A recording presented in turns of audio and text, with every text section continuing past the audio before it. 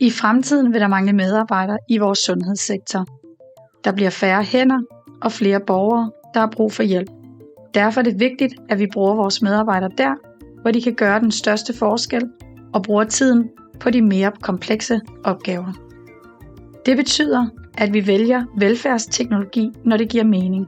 Teknologi skal ikke erstatte mennesker, men støtte dem i hverdagen, så både borgere og medarbejdere får mere tryghed og bedre kvalitet. I en konkret kommune har man valgt at bruge velfærdsteknologi til hjælp med medicin, både når medicinen skal doseres og når den skal udleveres. Det gør de blandt andet ved hjælp af medicinrobotter i borgerens eget hjem. Vi har udviklet en samlet medicinhåndteringsløsning, som vi kalder Flex. Flex er én løsning, der samler flere produkter i ét system, og der bliver løbende koblet flere produkter på. Flex er koblet direkte til kommunernes omsorgssystem. Det betyder også, at løsningen er forbundet med FMK, det fælles medicinkort, som læger bruger til at ordinere medicin.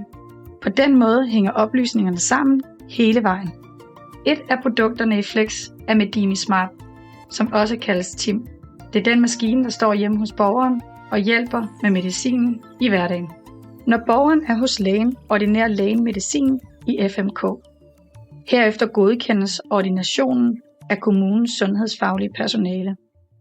Oplysningerne sendes herefter automatisk videre til apoteket, som står for at indkøbe og pakke borgerens medicin. Apoteket pakker medicinen i særlige kassetter. Hver kassette indeholder kun én type medicin og er tydeligt mærket med f.eks. præparatnavn, styrke, antal tabletter og en QR-kode. Det giver en sikker og overskuelig løsning. Apotekets bud leverer kassetterne direkte til borgerens hjem og sætter dem ind i TIM, som står klar hos borgeren. Borgeren skal altså ikke selv håndtere medicinen. Hvis lægen ændrer i borgerens aktuelle medicin, ændres dosis direkte i TIM, uden behov for fysisk tilstedeværelse af sundhedsfagligt personale. Det betyder, at medicinoplysningerne altid er de samme hos lægen, i kommunen og hjemme hos borgeren. Det øger sikkerheden og mindsker risikoen for fejl. Når det er tid til at tage medicinen, lyser TIM grøn. Borgeren får den rigtige medicin i den rigtige mængde og på det rigtige tidspunkt. Hvis borgeren ikke tager sin medicin, kan systemet give påmindelser. Det kan være med tale, en sms eller et telefonopkald. På den måde får borgeren hjælp til at huske medicinen. Hvis borgeren stadig ikke har taget sin medicin, går der en alarm til sundhedssupporten, som ringer til borgeren. Og hvis det er nødvendigt, kan en sundhedsfaglig person besøge borgeren. Det giver borgeren tryghed at vide, at der altid er mennesker bag løsningen. Nogen følger med og griber ind, hvis der er behov for det.